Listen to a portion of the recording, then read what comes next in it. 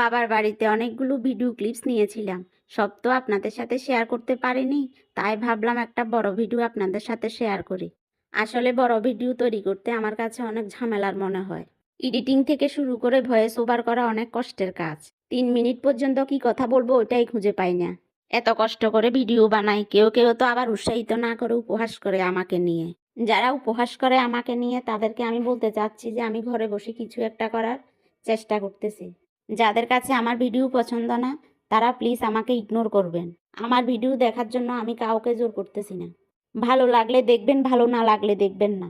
আচ্ছা, অনেক কথা বলেছি, কারো মনে আবার কষ্ট নেবেন না। আপনারা কেমন আছেন? আশা করি অনেক ভালো আছেন। এই তো বাবা একদিন রাতে ছোট মাছ নিয়ে আসছিল, তা আমাকে রান্না করতে বলছে। ওজন্য হাতে মেখে রান্না করতেছি। এই মাছগুলো হাতে মেখে ধনেপাতা দিয়ে শীতকালে খেতে অনেক ভালো লাগে। এই তো আমি মাছগুলোকে সবকিছু দিয়ে মেখে